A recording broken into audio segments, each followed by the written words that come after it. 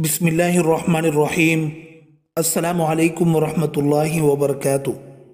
سیدنا عمر رضی اللہ عنہ کہتے ہیں کہ رسول اللہ صلی اللہ علیہ وسلم نے فرمایا، جب مؤذن اللہ اکبر کہے تو سننے والا بھی یہی الفاظ دہرائے، اور جب وہ اشہد ان لا الہ الا اللہ اور اشہد ان محمد رسول اللہ کہے تو سننے والے بھی یہی الفاظ کہیں، اور جب مؤذن حی علی الصلاۃ کہے تو سننے والا لا حول ولا قوت الا باللہ کہے۔ پھر مؤذن جب حی علی الفلاح کہے تو سننے والے کو لا حول ولا قوت الا باللہ کہنا چاہیے۔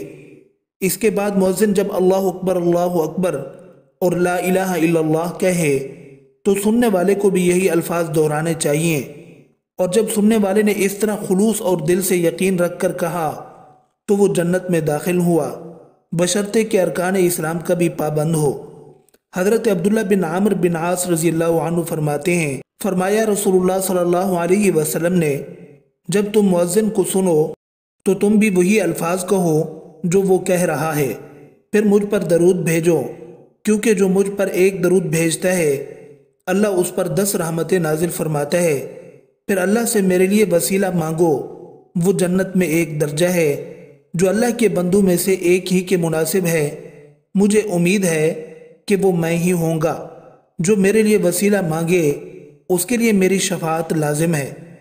حضرت جابر بن عبداللہ رضی اللہ عنہما کہتے ہیں کہ رسول اللہ صلی اللہ علیہ وسلم نے فرمایا، جس نے آذان سن کر اللہم رب هذه الدعوة التامة والصلاة القائمة آت محمدا الوسیلة والفضیلة وابعثه مقاما محمودا الذی وعدته، جب یہ الفاظ کہے، اے اللہ، اس کامل دعوت اور قائم ہونے والی صلاۃ کے رب، ہمارے نبی محمد صلی اللہ علیہ وسلم کو وسیلہ اور فضیلت عطا کر اور انہیں مقام محمود میں پہنچا جس کا تو نے وعدہ فرمایا ہے۔ یہ کہا تو اس کے لیے قیامت کے روز شفاعت حلال ہو جائے گی۔ علماء نے فرمایا، شفاعت کے واجب ہونے میں خاتمہ بالخیر کی طرف اشارہ ہے۔ اس دعا کے اندر ایک لفظ آیا ہے الدعوۃ التامہ، اس کا معنی ہے کامل پکار۔ اس کامل پکار سے مراد توحید و رسالت کی پکار ہے، اور اس دعا میں دوسرا لفظ آیا ہے صلاۃ القائمہ، قائم رہنے والی نماز۔ اس سے مراد یہ ہے کہ کوئی امت نماز سے خالی نہیں رہی، اور نہ کسی شریعت نے اسے منسوخ کیا ہے۔ ہر نبی کی ہر امت پر نماز فرض تھی، اگرچہ تعداد میں فرق تھا۔ کسی امت پر 2 نمازیں یعنی فجر اور عصر فرض تھی، کسی امت پر 3 نمازیں فرض تھیں، اور ہم آخری امت ہیں، ہم پر 5 نمازیں فرض کی گئی ہیں، اور یہ نماز زمین و آسمان کے باقی رہنے تک باقی رہے گی۔ اور اس دعا میں تیسرا لفظ آیا ہے وسیلہ۔ اس کی وضاحت خود نبی اکرم صلی اللہ علیہ وسلم نے اپنی زبان مبارک سے فرما دی ہے کہ وہ جنت میں ایک مقام ہے، اللہ کے بندوں میں سے ایک بندے کو ملے گا، اور مجھے توقع ہے کہ وہ بندہ میں ہی ہوں گا۔ اور بخاری شریف میں یہ ہے کہ وسیلہ جنت کے سب سے بلند اور عظیم ترین مقام کا نام ہے، اور افضل ترین انسان یعنی حضرت محمد صلی اللہ علیہ وسلم کے لیے خاص ہے۔ اور اس دعا میں ایک لفظ مقام محمود ہے، اس سے مراد وہ مقام ہے جہاں رسول اللہ صلی اللہ علیہ وسلم میدان حشر میں مخلوقات کے لیے شفاعت کی خاطر سجدہ ریز ہوں گے، اور یہ سجدہ 7 دن رات تک طویل ہوگا۔ آپ صلی اللہ علیہ وسلم فرماتے ہیں کہ اس سجدے میں اللہ کی حمد و ثنا کروں گا، جو اس وقت مجھے اللہ الہام فرمائے گا۔ تب مجھے حکم ہوگا کہ سر اٹھاؤ، سفارش کرو، قبول ہوگی۔ اور اس سفارش سے شفاعت کبریٰ مراد ہے، جو صرف خاتم النبیین حضرت محمد صلی اللہ علیہ وسلم کے لیے مخصوص ہے۔ اس موقع پر تمام اولین و آخرین رسول اللہ صلی اللہ علیہ وسلم کی تعریف کریں گے۔ اسے مقام محمود کہنے کی وجہ یہی ہے کہ آپ یہ مقام حمد سے حاصل کریں گے، یعنی اللہ کی حمد کرنے کی وجہ سے آپ صلی اللہ علیہ وسلم کو مقام محمود ملے گا۔ اور اس مقام کا وعدہ قرآن مجید میں بھی ہے، عسیٰ ان یبعثک ربک مقاما محمودا۔ ترجمہ، امید ہے آپ کا رب آپ کو عن قریب مقام محمود پر سرفراز فرمائے گا۔ سنن بیہقی کی روایت میں اس دعا کے آخر میں انک لا تخلف المیعاد کے الفاظ بھی ہیں۔ ترجمہ، यकीनन तो वादे की खिलाफ वर्जी नहीं करता, लेकिन ये शाज़ और नाकाबिल हुज्जत हैं। मजीद ये कि बाज़ लोग वद्दरजतर रफ़िया का इजाफ़ा भी करते हैं, मगर वो हदीस की कुतुब में नहीं बल्कि बेअसल अल्फाज हैं, इसलिए मसनून अल्फाज ही काफ़ी वाफ़ी हैं। इस दुआ में फजीलत का लफ्ज़ भी आया है, इससे मुराद तमाम मखलूक़ात से बढ़कर आली मर्तबा है।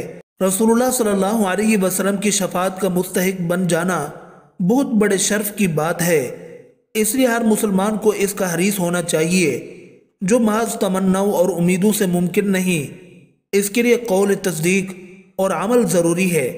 दोस्तों, एक क्लिप देखा, उसमें यह हदीस बयान की जा रही थी कि अल्लाह के नबी सल्लल्लाहु अलैहि वसल्लम ने फरमाया, जो बंदा अजान और इकामत के दरमियान ये दुआ पढ़ ले, जो 10-15 मिनट का वक्फा होता है, उस वक्फा में अल्लाहुम्मा इन्नी अस्अलुकल अफ़्व वल आफ़ियत फ़िद दुनिया वल आखिरा, इस दुआ को पढ़ ले तो अल्लाह ताला उसको 4 इनामात देंगे।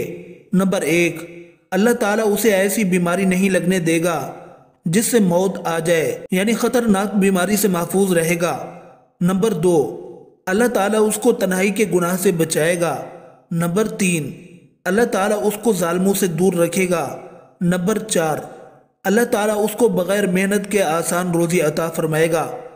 तो इसके बारे में आपको बताते चलें कि अहादीस मुबारका में अजान और इकामत के दरमियान दुआ की फजीलत बयान हुई है कि अजान और इकामत के दरमियान की जाने वाली दुआ रद्द नहीं होती।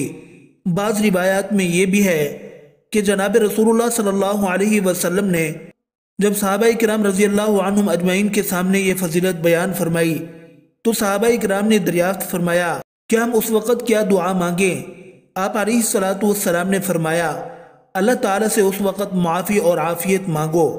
अलबत्ता क्लिप में मज़कूर रिवायत जिसमें 4 इनामात का जिक्र है, वो कुतुब हदीस में नहीं मिली, इसलिए अज़ान व इकामत के दरमियान अल्लाहुम्मा इन्नी अस्अलुकल अफ़्व वल आफ़ियत फ़िद दुनिया वल आखिरा पढ़ने को बताना जायज़ है, लेकिन इसके साथ वो 4 इनामात बयान करना जायज़ नहीं।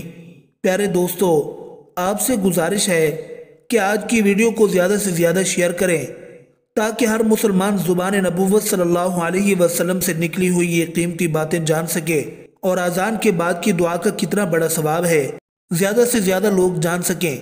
दोस्तों, अगर आप चाहते हैं कि हम आपके लिए आपकी मर्ज़ी का कोई मौजू लेकर आएँ, तो आप इस बारे में हमें कमेंट सेक्शन में बता सकते हैं।